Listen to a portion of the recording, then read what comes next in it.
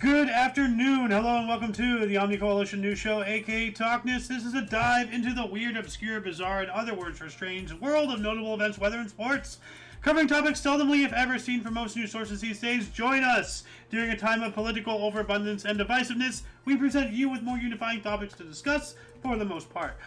For links to the articles, the music in the background, and anything else potentially interesting, check the underbar in the description below. Anyway, I am Aoxander, and you are you. Let's jump right into the news today, shall we? Actually, no, today is Freya's Day, aka Friday, September 1st, 2023. I forgot to do that during the history show earlier. Whoops. Anyway, let's move on up into the news here. From Omni Central, we have grilled ice is apparently a real street snack in China. Alright.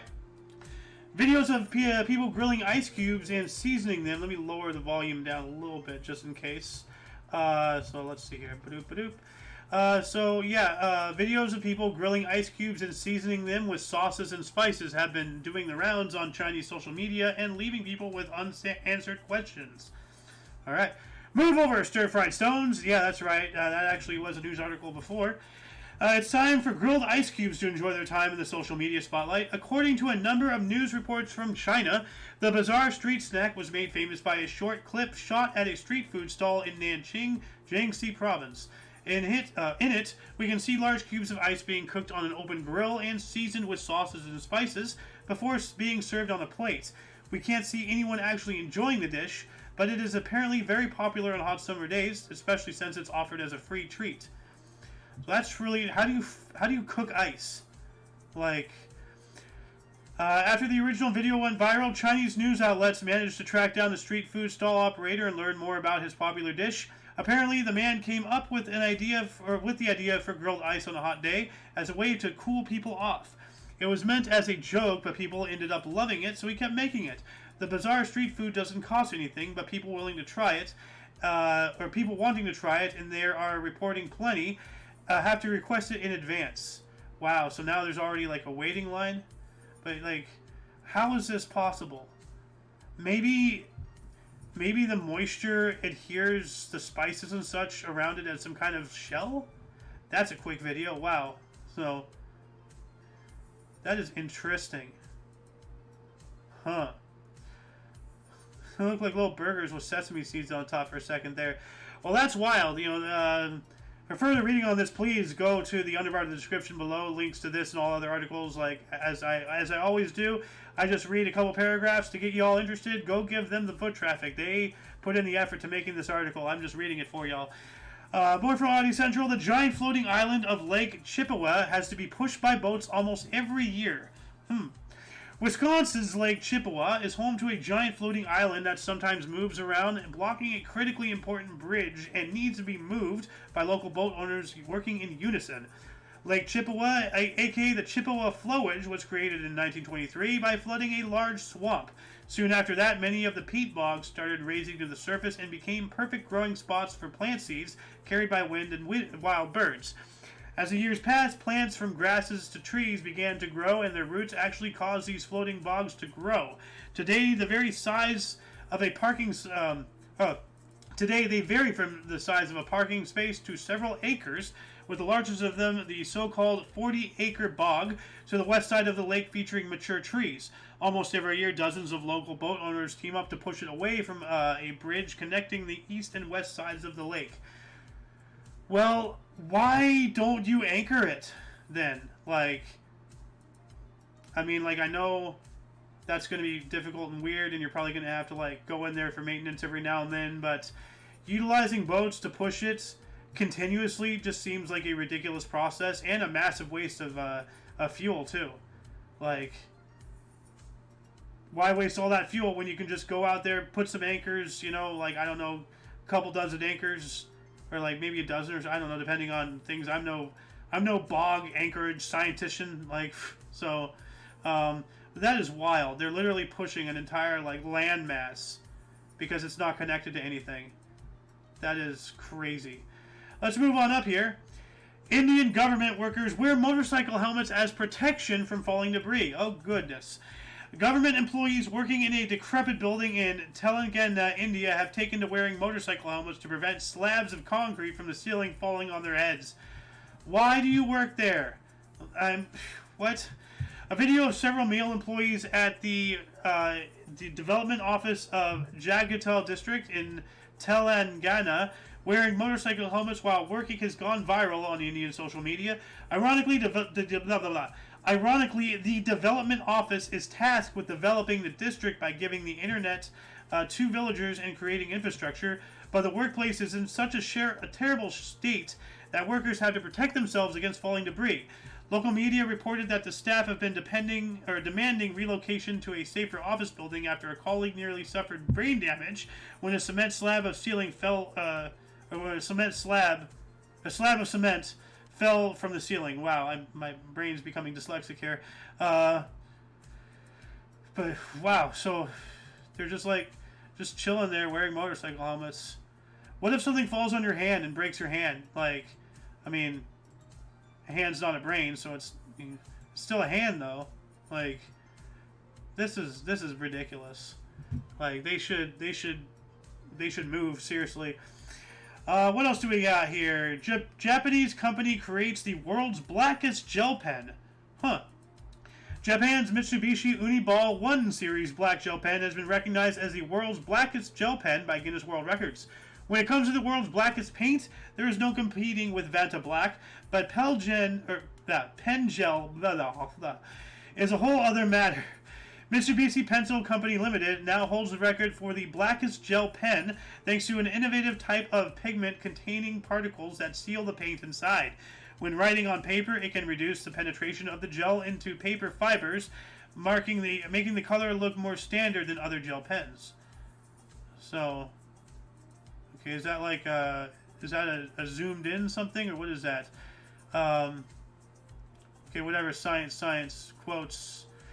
The newly developed Uniball gel pen changes the ratio of solid to liquid components in the gel, making it possible for the liquid component to quickly permeate the paper surface while leaving the solid coloring material on the paper surface. So even though the ink remains quick drying, the solid components on the surface give the writing a more saturated look. So that's interesting. Well, leave it to Japan. Brazilian man spends 28 years of his life legally dead. Huh? A 71-year-old man from Brazil's TOCNS region was pronounced dead in 1995. Based on the testimony of his ex-wife and 2 witnesses, he spent the next 28 years of his life legally dead. On August 16th, Manuel Marciano da Silva finally had his death certificate annulled after a 2-year-long court battle. To the Brazilian authorities, he had been dead and buried in the public cemetery of Agostinópolis in TOCNS for 28 years, but this only became a problem for the man himself about 2 years ago when he couldn't collect his pension and couldn't get access to free healthcare based on his insurance. That's when he started investigating his death and learned that it had been his ex-wife and 2 witnesses who declared him dead to authorities. Whoa, so he didn't even do it. Whoa, what the hell? What is going on? It's unclear why Manuel's ex-wife declared him dead back in '95, but he claims he only found out about it in 2012 when he tried to vote in a local election, only to be told that he was not on the list and that he appeared as deceased. At the time, he really didn't care too much about it, but in recent years, his deceased status started affecting his life more significantly. Yeah, the healthcare stuff. Wow, what the hell, dude? Like, how can you do that without a body? And without a body, you need some kind of, like, certificate. Like 3 people should not be enough. That's ridiculous. There needs to be, like, there should be, like, eyewitnesses from, like, the police department, coroner witnesses that they, like, well, maybe not, like, bodies, but, like, I don't know. That's going to be, that leads down a whole thinking path right there. That is just, what the hell, though? Anyway, what else do we got? A company is working on synthetic alcohol that has none of the negative side effects of the real thing. Well, then why are you doing it? Like, you just want your stuff to taste like ass? Like, I don't like drinking alcohol because of the taste. It helps me fall asleep, Anyway, London-based GABA Labs is working on a type of synthetic alcohol called Alcarel, which reportedly provides the relaxing effects of alcohol without hangovers, balance deficiencies, or any of its other negative side effects. Okay, relaxation. Okay, I understand that. That makes sense. And the aminobutyric acid, aka GABA, is a neurotransmitter that blocks certain signals in the brain, thus producing the calming effect. When alcohol reaches the brain, it binds to GABA receptors and produces the same effects, relaxing and calming people down. The problem with alcohol is that it also has other negative side effects as well, like hangover and movement disabilities, speaking and thinking problems, etc. GABA Labs is currently working on a type of synthetic alcohol called Alcarel that is supposedly to provide all the positive effects of alcohol consumption, but none of the bad ones. Well, I mean, that takes away the health effects, but still, like, alcoholics, or now alcoholics, as they're going to be called. Like, I wonder if I'm going to go down in history as calling that. Like, they're going to just keep on keeping on. Like, or maybe this could be a way to help them get off of alcohol. Like, you know, gives them the effects that they want, but they're not, like, blitzerly drunk, you know, and they don't end up with, like, liver disease and lupus and stuff like that. Like, huh. This is interesting. I'm going to keep my eye on this. Like, what else do we got? This is the world's most expensive piece of cheese. Believe it or not, there's 3 cheese articles in today's video. Actually, 2 of them are about the same topic. But anyway, a Spanish restaurant recently paid 30,000 euros or $32,800 for a 2.2 kilogram or 4.85 pound piece of cheese, or piece of handmade cheese, that's setting a new world record for the most expensive piece of cheese. Wow. Every year in the last week of August, the town of Las Arenas de Cabrales hosts a contest where the best pieces of Cabrales cheese are auctioned off to the highest bidder. This year, Lagar de Colodo, a restaurant in Oviedo, Spain, was paid a whopping 30,000 euros for a piece of Cabrales cheese made by hand from cow and goat milk and matured for several months in a cave in Los Picos de Europa Mountains. Wow. Made by the Los Perros Cheese Factory from Puy Cabrales. Whoa. The 2.2 kilogram piece of cheese was selected by the jury as the best piece of cheese of 15 producers who participated in the contest and was the most coveted in the subsequent auction. Wow. So, I mean, I'm a guy. I like cheese. Cheese is cool. I'd like to try this piece of cheese, but it's a little bit expensive for me. Hey, you know, it's cool. What else do we got here? I saw a video about this actually earlier. This has been really making the rounds, so I don't need to really read too much into this unless anybody doesn't really know much about it. This is an awful thing. Man annoyed by neighbor noises injects chemical cocktail under their front door. So basically, this guy was mad that their infant was making noises. It's an infant, you know? And, like, they got into some legal battle or something, I think. And then now, afterwards, he was, like, putting droplets, like using, like, a baster or something. Because he was, actually, I think he was a chemistry student. He was studying chemistry or something like that. But, well, yeah, right there. So, a Florida man was arrested, Florida, of course. After a hidden camera caught him injecting a clear liquid under his neighbor's front door because he was annoyed by the noise they made. Zuming Lee, a former PhD chemistry student at the University of South Florida, reportedly used the laboratory at his former school to mix a cocktail of dangerous chemicals, load it up into syringes, and then inject it into the home of his upstairs neighbor through a crack in their front door. A subsequent test showed that the 36-year-old man used a combination of methadone and hydrocodone, 2 well-known opioid medications. It is unclear what Lee hoped to achieve by repeatedly injecting the substances into his neighbor's home, but it's easy to assume that he did not have good intentions. He was arrested after his neighbors, who had become exasperated by the bizarre smell in their room, installed a hidden camera outside their front door. So yeah, they got this guy in action. And this is all over the baby crying. So this is just ridiculous. Like, some people just need to be just sent into space, never to return. Hey, Elon, we got a job for you. Moving on up to UPI, $500,000 lottery winner shares the wealth with store workers. That is awesome. A Kentucky man who won $500,000 prize from a scratch-off lottery ticket celebrated his good fortune by handing out $100 each to some workers at the store where he bought the ticket. That's cool. Daniel Riffett of Union told Kentucky lottery officials he was originally going to buy a fast play ticket from the vending machine at Meyer on Hudson Road in Florence, but at the last moment he changed his mind and bought a precious metals titanium scratch-off ticket. And then he went ahead and did what he did. So that's really awesome. Good on you, my friend. Moving on up, shark-chasing seal rams New Zealand kayaker twice. That is terrifying. New Zealand kayaker recording a video of a shark chasing a seal captured video when the shark rammed into his boat and then again. Greg Potter said he was fishing in his pedal-powered kayak a few miles off the coast of Waihau Bay when he saw a commotion in the water that he initially thought was some tuna. Potter got close to the splashing and soon discovered that it was actually a seal being chased through the water by a shark. Potter said it appeared to be a young great white shark, but experts who reviewed the footage said it may also have been a mako.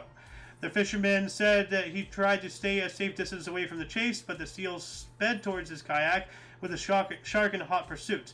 The seal attempted to hide under his kayak. That's not good. So let's take a look at this here. Wow. I would not... Wow. Huh. Run! Run! I don't want to know whether or not the seal got away. I'm just going to be optimistic and hopeful and just tell myself yes, and please don't tell me otherwise. Anybody who says anything in the comments section if the seal died gets a ban. No. You'll get a downvote, though. Moving on up, more from UPI. Mexican City recreates record-breaking ball of queso cheese. Oh, all right. A city in Mexico broke a Guinness World Record by preparing a ball of pulled queso cheese that weighed in at 1,230 pounds. Whoa. That's a heck of a hunk of cheese right there. Carlos Alberto Alboros Lima, municipal president of, oh God, Chiapan, confirmed the ball of queso, also known as Oaxaca cheese, Mexico, Oaxaca, I think, officially broke the record of 738.5 pounds, which was set in Actlan, Hidalgo back in 2022. The queso ball is composed of tightly stretched cords of cheese. Lima said the team creating the ball prepared more than 1,500 pounds of cheese for the attempt, but decided to stop at 1,230 so as to not put too much strain on the machine used to roll the corpse. The finished cheese ball measured more than 3 feet in diameter. Holy crap. The cheese was served to attendees at the Vida Major soccer field. Wow. Oh, that is a big thing of cheese. Whoa, that is awesome. Bruh. I want to try some of that. Oh. What else do we got here? Tennessee woman's 5'8" mullet earns world record. As Ralphie May would say, mullet, mullet, mullet, mullet, mullet. A Tennessee woman who hasn't cut her hair on the back of her head since 1990 earned the Guinness World Record for the longest competitive mullet. Tammy Manis earned the female version of the mullet length record, where the party in the back part of her hair was measured at 5 feet 8 inches long. Manis said she keeps the fronts and sides of her hair short, but has not cut the back since February 9th, 1990. She said she grew a mullet when she was young, inspired by a girl in Tell Tuesday's Voices Carry video. That's a good song. And immediately regretted cutting it off in 1989. Well, now she's got it back. Awesome. Wow, that is one hell of a mullet. Moving on up. Ball of ice from the sky crashed through the roof of a California home. Yikes. A large chunk of ice crashed through the roof of a California couple's home, as they said authorities and they said authorities have thus far not been able to tell them where it came from. Jean Leclerc said he was working outside near his truck at about 10:30 p.m. August 8th when the ice chunk crashed through the roof of his Big Bear house and landed in the attic. Leclerc and his wife soon discovered there was a 24-inch diameter hole in the roof and a bowling ball-sized piece of ice in their attic. Leclerc said he initially suspected it was a piece of a meteorite, but now suspects it may have fallen from a plane. So I wonder what that is. Ice balls that fall from airplanes are known as mega cryometers or meteors and have been known to impact the ground several times a year. A suspected cryometeor left a sizable dent in a green at the Bellevue Park Golf Club in Victoria, Australia, back in August 15th. Oh, all right. That is an ice chunk. That's weird. Oh. Moving on up, more from UPI. Police encountered modified car with bull riding in the passenger seat. What? Oh, wow. You know what? Let's just watch this video here. What the hell?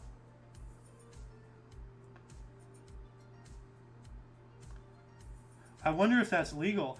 Police in Nebraska detailed an encounter with an unusual vehicle that had been modified to allow a Watusi bull ride, or Watusi bull to ride in the front passenger seat. The Norfolk Police Division said officers responded to a call about a vehicle on eastbound U.S. Route 275 with a bovine riding shotgun. What the hell? The officers were shocked to discover the bull-grown Watusi bull was riding in the full-grown bull-grown. Okay, hold on a second. Whoever wrote that, I'm just giving this to you. So there you go. So, was riding in the passenger seat of a modified car. Area residents said the driver, Lee Mayer, and bull named Howdy Doody are a common sight in the Nele area seats. A video captured by a surprised onlooker who saw Mayer driving the modified car with Howdy Doody in the O'Neill area previously went viral back in 2018. Okay, so this is legal. Very wild. Like, how did you get an animal like that to not freak out and kill people in a vehicle is beyond, like, yeah, they transport them in trailers, but they're in their own thing. This guy is out in the open, you know, wind in his face, like, and those are some scary looking horns. Yikes, look at them. It's just, what's stopping the bull from pissing on his shoulder or something, you know, like, best car entry. Ha. That's wild. What else do we got here? More from UPI. Mystery odor in Ohio City traced back to chemical plants. That is a yikes. A mysterious smell reported by residents of an Ohio City has been tracked to a local chemical company, and officials said it does not pose any health risks to the public. Well, I smell bullshit. Pun not intended, but well received. Hold on, I gotta give myself this. There we go. City of Avon Lake Fire Department said in a Facebook post a gas odor reported across the community resulted from a gasket leak at Lebrizil Advanced Materials. The leak released a vapor identified as ethyl acetate into the air, the department said. The post said that the chemical, a commonly used solvent, quote, has an extremely low odor threshold, meaning a small amount will create an odor, end quote. So, all right. The Lubrizol representative told WJW-TV the issue, quote, was quickly resolved and does not present a health or safety concern, end quote. Well, that's what they said about that train crash in East Palestine. So, which, like, you know, like, what came of all that? Like, you know, I never heard anything more about that. There's this cheese one again, so, like, another article from another source talking about the same thing, you know, try to get multiple viewpoints if possible. And then last but not least, hundreds of goats escape in California neighborhood. A California resident's home security camera captured the moment hundreds of goats scapegoats stampeded through their neighborhood late last night. Christine Slow, who lives in the Ring Mountain neighborhood of Corte Madera, shared Nest camera video showing hundreds of goats running past her house late at night. The goats feasted on vegetation in the area and woke residents and pets with their ruckus, neighbors said. The goat herd is contracted by the city to clear vegetation for fire abatement. So let's watch this. Okay. Well, I wouldn't consider that a stampede, more like a slowly moving herd. But that does look like... That's weird. It is not usual to see that in California. Maybe in New Zealand. So they escaped an enclosure at around 2:40 in the morning. Well, alright. Well, that's going to wrap us up here. That shall be it for this show. Once again, please check out the underbar of the description for any links you may be interested in, including but not limited to all things Omni Coalition, all of our video sharing sites, all of our social medias, our affiliates. Please check everything out. For your dose of different, odd, and unusual news, we stream every Tuesday and Friday at 3 p.m. Pacific Time. which is 4 p.m. Mountain, 5 Central, and 6 Eastern, respectively. For all of you and all of us, I am Xander, and you are you. Until you catch us next Tuesday, or if you're interested in some history, we have a history show that we stream every day at 11 in the morning Pacific time. Every day, that is, except Wednesdays and Thursdays. We have we have the Edge of Disclosure, hoping to start that tomorrow at 3 p.m. Pacific time. And, of course, Kicking the Peanuts, or Cracking the Corn, as I add, Sunday at 3 p.m. And we have quite a bit of subjects to cover with that as well. So, until you catch us next time, wherever that is, whenever that is, until then, don't forget to look right and left at every intersection, rate 5 thumbs, and subscribe.